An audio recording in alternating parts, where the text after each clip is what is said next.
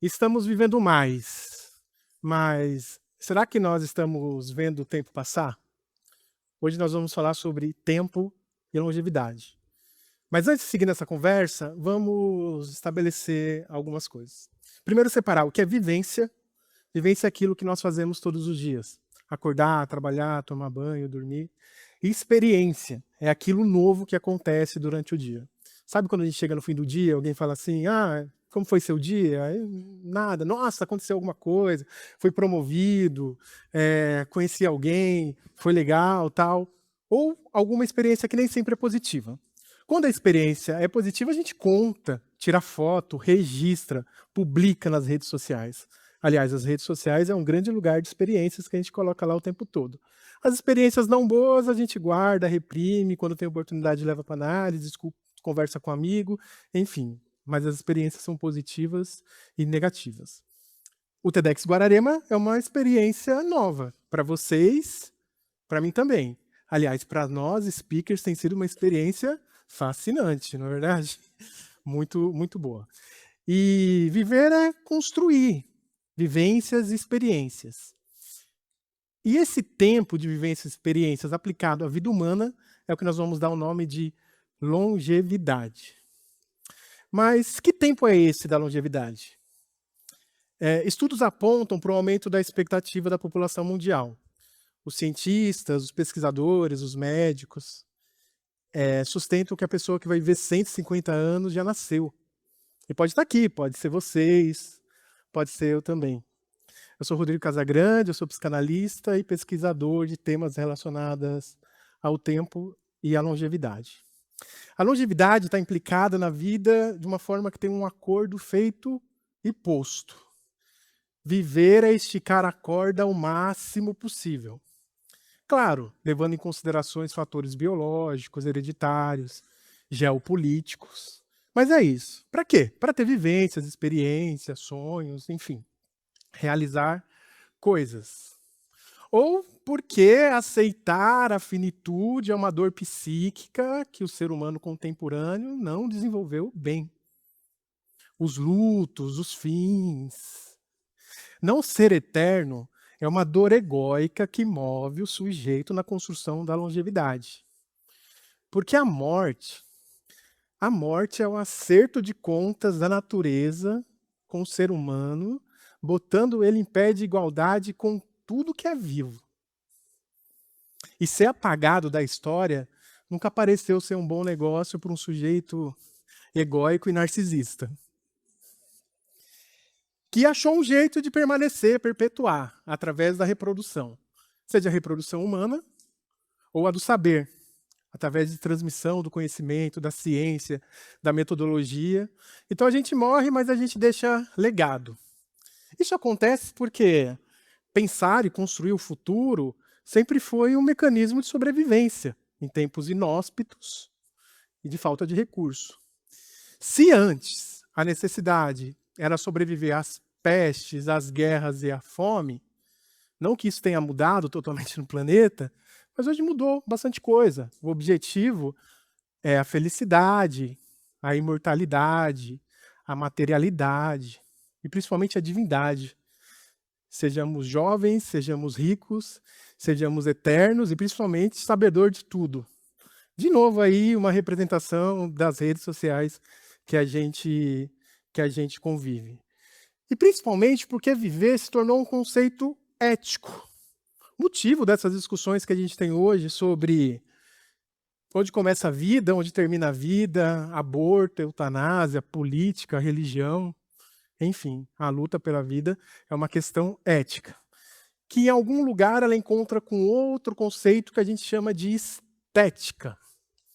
Bom, quando eu falo estética, todo mundo pensa na questão física, né? Mas a estética, em conceito filosófico, é a nossa capacidade de apreciar o que é belo. E isso se dá pela nossa relação com a natureza e com a arte. A gente define ali que aquilo é belo, e tudo que é belo é o que a gente acha tão legal, tão bacana e quer mostrar para todo mundo. Eu tenho certeza que hoje aqui muita gente tirou foto e está mostrando para todo mundo porque é um lugar belo, é um lugar de experiência, novamente não um lugar de vivência. Mas em tempos contemporâneos, de novo, esse conceito do que é belo, do que é estético, ele migrou para o corpo. Muito porque a gente tem pouco acesso à natureza, às questões da arte. Então vem aqui para o corpo e é onde a gente tem essa ideia do conceito de estética. E é onde a gente começa a entender de onde vem toda a nosso pensamento, nossa construção em relação à sociedade, aos mitos de origem, né? Torna-se belo aquilo que bebe da fonte da cosmovisão da mitologia grega, eurocentrista, que está aqui no Ocidente. Então, belo no corpo vai ser igual aos deuses do Olimpo. Eternamente jovens, eternamente magros, brancos, fortes e principalmente eternos, e mais do que isso, né? Eróticos. De novo aí a nossa reprodução de redes sociais. E logo tudo que não está nesse padrão se torna antiético, imoral, não ético, talvez uma justificativa para a imbecilidade humana dos preconceitos, da xenofobia e tudo que a gente encontra por aí. Bom, a cosmovisão da mitologia grega ela está mais enraizada no nosso dia a dia que vocês possam imaginar. E quando a gente fala de tempo, principalmente. Então, lá nos mitos de origem, eu vou fazer uma pergunta para vocês. Como está o tempo hoje? Bom, aqui dentro do cinema não dá para saber, mas está frio, está nublado. A gente aprende isso na escola. Hoje o dia está nublado, hoje o dia está frio, tal. A gente não olha para o relógio para ver quanto tempo, a gente olha para o céu. Sempre para o céu. Mas aonde vem isso? Buscar a resposta para a vida foi sempre um exercício. Somos seres narrativos. Aqui a gente está contando histórias e compartilhando essas histórias com o apoio da ciência, mas quando não tinha, a gente tinha que inventar coisas bacanas que funcionavam naquele momento. Então, lá no início de tudo, existia a Gaia, deusa maravilhosa da Terra, e Urano. Se casaram lá, se apaixonaram e grudaram. Amor, tal. Urano, com medo de perder o poder ali para Gaia, masculinidade sempre frágil ali, ficava grudado nela, não permitindo com que ela fizesse nada. E os filhos ali iam sendo gerados nos grotões. Gaia, meio irritada com isso aí, chamou um dos filhos dela lá, vem aqui e tal, pegou uma montanha, transformou ela ali numa foice de pedra, que é assim que eles faziam, né? Pegava a montanha e tal, e deu para um dos seus filhos, que chamava Cronos. Bora lá na história, vem comigo. Cronos foi lá, pegou essa foice e castrou Urano. Quem era psicanálise aí sabe da importância desse termo. Urano, então, com muita dor, subiu aos céus, onde ele está até hoje. Agora a gente tem algo novo, aconteceu algo novo no mundo que estava todo tranquilo, uma experiência nova na humanidade. Agora a gente tem o espaço, o tempo e a distância, que são indissociáveis. Às vezes a gente fala assim, preciso de um tempo para alguém, sei lá, você está pedindo um espaço, né? E uma distância, quanto mais distante, às vezes melhor, né? É esse conceito. E Cronos, cronológico, né? A palavra que a gente sabe, que está aqui no nosso dia a dia, reinou nesse espaço absolutamente por muito tempo, tudo ordenado. Estações do ano, os climas, tudo bonitinho. Mas ele tinha um medo ali de perder o trono dele, como ele fez com o pai dele e tal, então ele engolia. Assim como o tempo nos engole, o tempo cronológico nos engole, não dá tempo de fazer as coisas. Mas ele foi destronado. Zeus desceu lá, falou assim, vamos acabar com essa palhaçada aqui, e fez ele vomitar um dos filhos lá, que é Kairos. Os gregos têm 2 nomes para se referir ao tempo. Cronos, temos tempo cronológico absoluto, esse tempo da ordem, que nos ajuda a estar no horário aqui dessa apresentação e no dia. E Kairos, o tempo do amor, o tempo do sentir, aquele tempo que não é tempo, o tempo de quando a gente está com quem a gente gosta. Como diz Caetano, é um dos deuses mais lindos. Eu nasci em São Paulo, na Zona Leste, e região que ninguém tem tempo para nada, aquela correria e tal, e mudei muito cedo para a zona rural de Jacareí. Lá eu aprendi a medir o tempo de outras formas, pelas estações das frutas. Lá a gente tinha épocas, goiaba, caqui, banana da ano inteiro, enfim e tal. E tinha o pé de manga que era, putz, o demais, maravilhoso, imponente, grande e tal.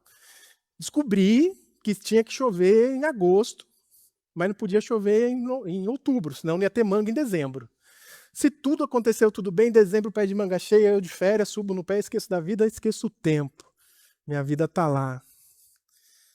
Depois vem outras frutas, os quitais do vizinho com outras frutas, e o tempo era esse, um tempo kairós, lindo, leve, doce, e com a minha barriga cheia. Quando eu mudei para o centro urbano, eu tive um choque. Fui no supermercado, em vários supermercados, e tinha manga o ano inteiro. A minha, juro para vocês, eu pensava que eles tinham um freezer muito grande, eles iam congelando e de tempos em tempos eles tiravam, vendiam e tal. Depois descobri que no centro urbano a gente não lida com a falta. A gente quer, a gente compra. E é o motor aí do capitalismo. Não dá para esperar chover, não chover, enfim, tudo isso. Foi olhando para o céu também, assim como eu esperando chuva, que o ser humano desenvolveu algo muito sofisticado de inovação. Uma forma de medir o tempo, gráfico, através do calendário. Na briga ali entre política e religião, prevaleceu o calendário religioso. E uma máquina para medir o tempo, que é o relógio.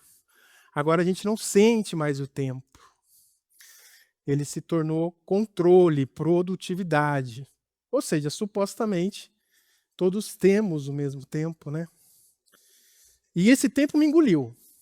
Saí da manga, encontrei esse tempo todo controlado, me engoliu. Anos sem férias, trabalhos de 12, 15 horas por dia, tudo colapsou. Bem-vindo, burnout. Entra, senta aqui, vamos ter uma boa conversa. Desestruturou tudo, foi tudo embora. Bom, era a hora de reconstruir. E aí foi o meu encontro com a psicanálise lacaniana, que ela é estruturalista. Tirei da minha frente tudo que podia marcar tempo. Relógio, celular, espelho. E isso não faz muito tempo. Porém, como que eu ia lidar no mundo cotidiano que tem essa ordem, exige essa ordem? Bom, eu tinha um compromisso em São José dos Campos todas as quartas-feiras, às 19 horas. Era a minha analista, Ana Paula. E eu precisava ir. Olhando para o céu também, eu percebi que as maritacas voavam para o norte, naquilo que parecia ser o fim da tarde, num barulho ensurdecedor. Pegava minhas coisas, saía de casa, via o comércio fechando, deve ser por volta das 6, chegava lá na análise. Porém, às vezes às terças, às vezes às quintas, nunca acertando a quarta-feira. A natureza não tem dia de semana, pode ficar tranquilo. Depois eu me acertava lá e fazia a minha análise. Mas o trabalho, esse trabalho que me engoliu, é a grande força propulsora de desenvolvimento da humanidade. Ele tem uma relação direta com a longevidade. Enquanto pessoas escravizadas viviam no máximo 30 anos, os outros lá passavam de 60. E hoje, mais de 100 milhões de pessoas aqui no Brasil trabalham para sobreviver e pagando a previdência ali com uma esperança de poder um dia se aposentar e experimentar a longevidade, a velhice, como um direito que seja para todos. Porém, não é bem assim.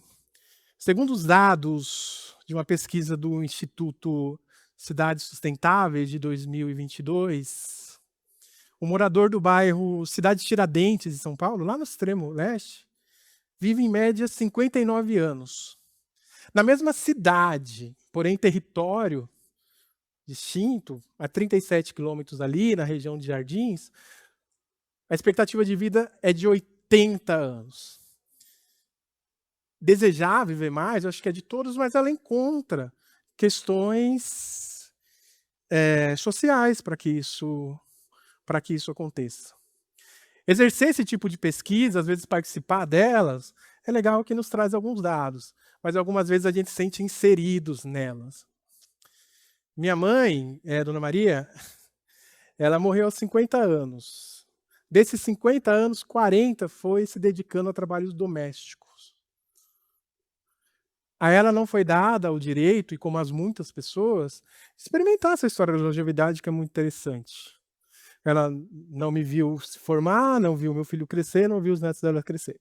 Uma vida extremamente dedicada ao trabalho e que causa todo esse impacto, né. Bom, minha mãe não teve o tempo, mas será que nós temos todo o tempo do mundo? Essa história da longevidade, em parceria aí com a ciência e tecnologia, encontra a escassez de recursos naturais para existir.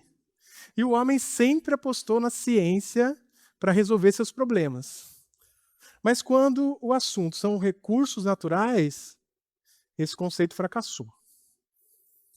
Mas não se preocupe, a gente continua olhando para o céu. Alguns buscando de onde a gente veio, outros para onde a gente está indo, Marte exercendo a função colonizadora do ser humano. Porém, se a gente não voltar e olhar agora para o chão, para a terra, para o lado, a gente não vai muito longe. Eu suspeito até que a gente já foi longe demais. Viver requer criação de laços sociais. Isso foi dito várias vezes. Os filhos foram embora, os netos estudam, os amigos partem, a aposentadoria chega e o clube se tornou um grande empreendimento imobiliário. A vida bela deu lugar à vida tela. O vizinho não mora mais ao lado, ele mora lá do outro lado do mundo. Palco maravilhoso para algoritmos maliciosos, de gatinhos, tigrinhos, receitas mil, fake news. A habilidade digital nos rouba a habilidade social, que é essencial para a nossa construção de sociedade, cidadania, democracia. Democracia e da longevidade. Como psicanalista, na minha prática, tenho muita clareza que o grande segredo da longevidade é a forma como a gente experiencia a vida, e não só vivencia a vida. E isso não se faz sozinho. Não tem como. A gente precisa de comunidade, disso que está acontecendo aqui hoje. E hoje, o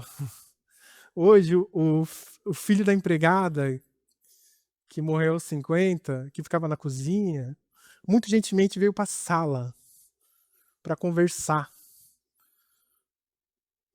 para sustentar a questão ética do que é a vida e permitir que a gente possa construir comunidades, sociedades, para dar conta desse mundo que está catastrófico.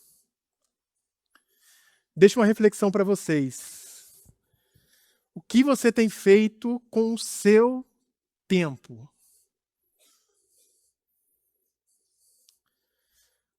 Bom, por aqui, o tempo cronológico denuncia que eu estou esgotando as minhas possibilidades de seguir essa conversa.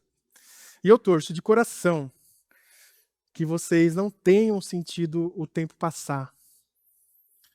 Se isso aconteceu, vocês experienciaram a ausência do tempo. E isso é a eternidade. Muito obrigado.